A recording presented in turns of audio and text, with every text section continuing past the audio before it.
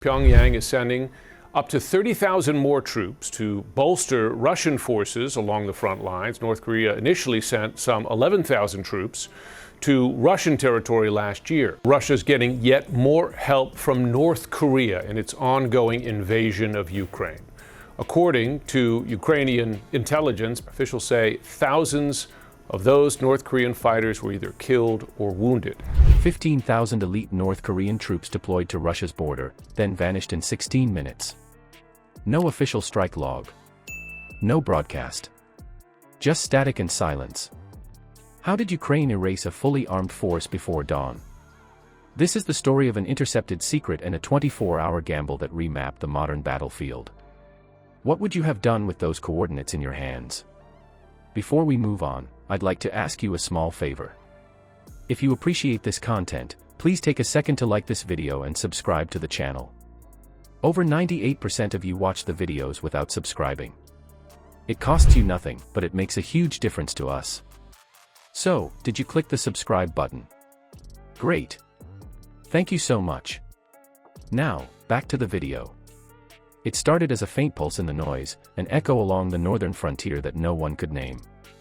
Within an hour, that flicker became a national emergency. Analysts at Horizon 12 caught it first, a low-strength transmission bouncing between encrypted nodes near Kursk and Belgorod. The data carried grid coordinates, force movements, and timing patterns that didn't belong to routine drills. Something large was staging in the shadows. Ukraine is fighting not just Russia, but North Korea directly, and Ukraine's allies have not responded. Now that troops are involved, we have to expect that Kim Jong-un is going to be asking for more from Russian return than he would have received simply for providing artillery, ballistic missiles, and other weapons. So this takes and extends the war both into another country, but also takes and raises the stakes for the United States and its allies. The rumors had been circulating for weeks. A pact whispered but never signed, North Korea would push 15,000 troops and armor toward Russia's border in exchange for weapons and radar support. No minister confirmed it. No satellite photos showed the handshake. Yet the intercepted chatter made its own statement: the alliance was already in motion. Inside Kiev's control room, screens flared to life with unfamiliar symbols. Commanders traced lines of red across a digital map, each one a battalion setting up within artillery range.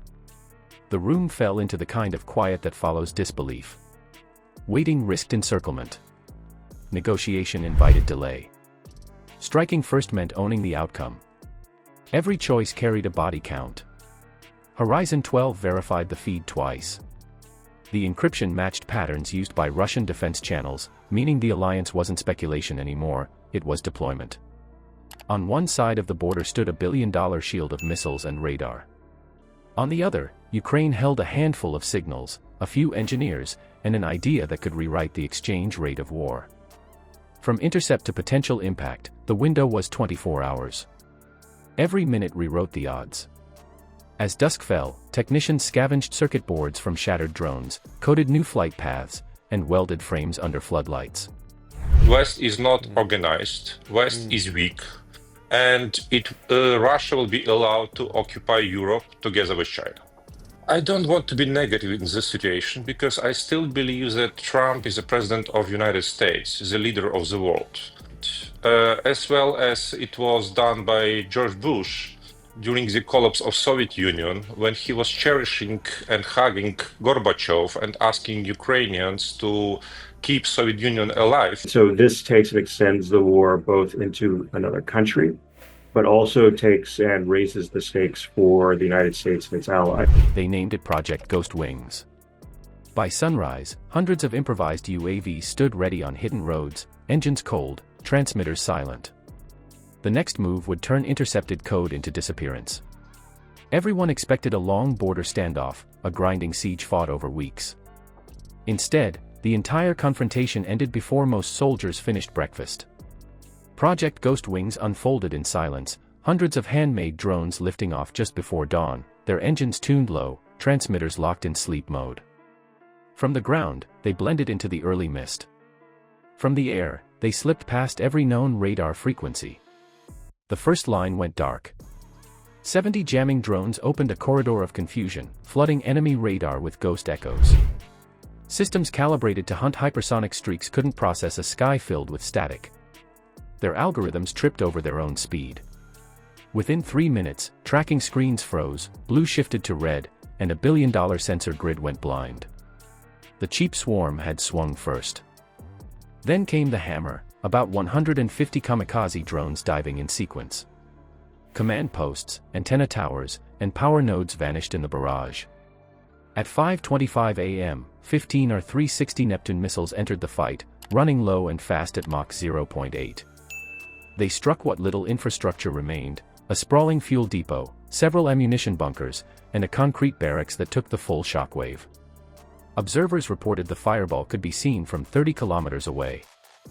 Regardless the attempt of State Department to correct them and to say that, look, it's not about the total postponement, but it's a kind of only one element of all supplies. According to Ukrainian intelligence, Pyongyang is sending up to 30,000 more troops to bolster Russian forces along the front lines. North Korea initially sent some 11,000 troops to Russian territory last year. This is the second time the U.S. has suspended arms assistance to Ukraine. Of course, you had the suspension of intelligence sharing a number of weeks ago. It has applied no new pressure on Russia. When he was cherishing and hugging Gorbachev and asking Ukrainians to keep Soviet Union alive, while watching that it's close to collapse. For 16 minutes, chaos replaced command. Forward bases collapsed. Thousands of troops disappeared from coordination maps, leaving no transmissions, only a fading hum over open channels. The math was brutal: a few hundred drones built from off-the-shelf parts dismantled equipment worth hundreds of millions. That's asymmetry simplified. Electromagnetic interference, dense and constant, crippled systems designed for precision but not endurance. Their speed became their weakness. By the time the static cleared, the battle was already over. Every move, from intercept to strike, traced back to the Horizon 12 signal. Data became direction. Direction became annihilation. And now, the question lingers: when signals alone can erase an army, what define? Speed beat strength. Information, not firepower, decided who lived through that morning. One intercepted pattern, read fast enough, reshaped an entire front without a tank crossing the line. That's the new terrain of war: whoever decodes first controls the field. Signals now replace generals. The quiet click of a technician can matter more than a missile volley. So what happens when every nation fights to own the first second of awareness? Comment your tactical choice below. If you want deeper breakdowns of how intelligent speed changes modern warfare, subscribe and join a community that studies conflict before it starts.